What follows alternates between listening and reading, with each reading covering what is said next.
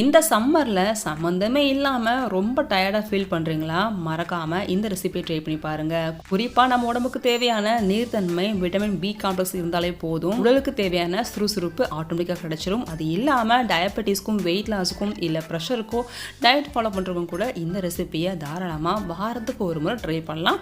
At least மாதத்துக்கு 3 தடவையாவது இந்த ரெசிபியை ட்ரை பண்ணுங்கள். வெல்கம் டு ஈவ்டி கிச்சன். நம்ம இன்றைக்கி செய்ய போகிற ரெசிபி சோள தோசை, வேர்க்கடலை சட்னி. குழந்தைகளுக்கு பிடிச்ச மாதிரி இது கிறிஸ்பியாகவும் ட்ரை பண்ணலாம். இந்த ரெசிபிக்காக ஒரு ஆளாக்கு, அதாவது காப்பிடி உலக்குன்னு சொல்லுவாங்க, இந்த மாதிரி ஒரு ஆளாக்கு எடுத்துக்கோங்க. இது வெள்ளைச்சோளம். வெயிட் பார்த்தா இது 300 கிராம் இருக்கும். இது கூட 1/2 டீஸ்பூன் அளவு வெந்தயம் சேர்த்துக்கலாம். இந்த சின்ன டம்ளரில் 1/2 டம்ளர் அளவு உளுந்து எடுத்துக்கிறேன். இந்த உளுந்து மினிமம் குவான்டிட்டி. நீங்கள் தேவைப்பட்டால் இன்னும் கூட கொஞ்சம் ஜாஸ்தி சேர்த்துக்கலாம். பட் மினிமம் இந்த சின்ன டம்ளரில் 1/2 டம்ளர் அளவு உளுந்து சேர்த்துக்கணும். இப்போ உளுந்து, சோளம் எல்லாத்தையும் ஒரு 2 டைம்ஸ் நல்லா வாஷ் பண்ணிவிட்டு அதுக்கப்புறம் ஒன்றாவே சேர்த்து 2 hours ஊற விட்டுக்கோங்க.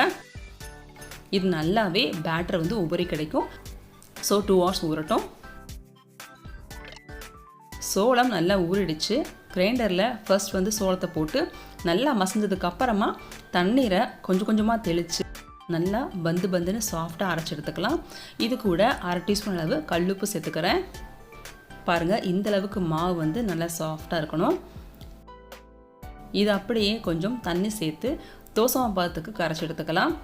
4 to 5 hours மட்டும் இதை புளிக்க விட்டால் போதும். இந்த சம்மரில் 4 hours நல்லாவே ஃபர்மெண்ட் ஆகிடும். பாருங்கள், நான் ஒரு 5 hours வச்சு எடுத்திருக்கேன். நல்லாவே ஃபர்மெண்ட் ஆகி நிற்கிது. இதை இப்போ நல்லா மிக்ஸ் பண்ணி எடுத்துக்கலாம். தோசை மாவு ரெடி. இப்போது இதுக்கான சைட் டிஷ் வேர்க்கடலை சட்னி பண்ணுறதுக்கு ஜாரில் 2 வரமிளகாய், 3/4 கப் அளவு கட் பண்ண தேங்காய், 4 பல் பூண்டு, கொஞ்சம் பச்சை கறிவேப்பிலை, கூடவே வறுத்த வேர்க்கடலை 1/2 கப் அளவு, 2 டேபிள் ஸ்பூன் அளவு பொட்டுக்கடலையும் சேர்த்துட்டு 1/4 டீஸ்பூன் மட்டும் கல்லுப்பு சேர்த்து தண்ணியும் சேர்த்து ஃபைன் பேஸ்ட்டு அரைச்சி எடுத்துக்கோங்க. இந்த மாதிரி மில்லட் தோசைக்கெல்லாம் வேர்க்கடலை சட்னி ரொம்ப நல்லாயிருக்கும். சட்னி ரெடி ஆயிடுச்சு. இப்போ நம்ம தோசைக்கல் நல்லா சூடாயிருச்சு. தோசை வார்த்து எடுத்துடலாம். இந்த மாதிரி மில்லட் தோசையை கிறிஸ்பியாக ஊற்றுறதை விட கொஞ்சம் ஃப்ளஃபியாக ஊற்றி சாப்பிட்டிங்கன்னா ரொம்ப நல்லாயிருக்கும். கொஞ்சம் திக்காக மாவு வார்த்துட்டு எண்ணெயும் விட்டு மூடி வச்சிடலாம். 1 நிமிஷம் மட்டும் வெந்தால் போதும். இதை மறுபடியும் திருப்பி விட்டு தோசை எடுத்துக்கலாம். குட்டீஸுக்கு கிறிஸ்பியாக இருந்தால் ரொம்ப பிடிக்கும்.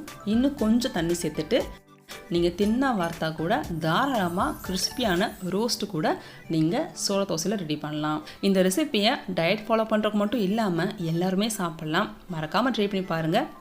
இந்த ரெசிபி உங்களுக்கு யூஸ்ஃபுல்லாக இருந்தால் மட்டும் மறக்காமல் சேனலை சப்ஸ்கிரைப் பண்ணி சப்போர்ட் பண்ணுங்கள். இந்த ரெசிப்பியை உங்கள் ஃப்ரெண்ட்ஸ் கூட ஷேர் பண்ணிக்கோங்க. தேங்க்யூ ஃபார் வாட்சிங்.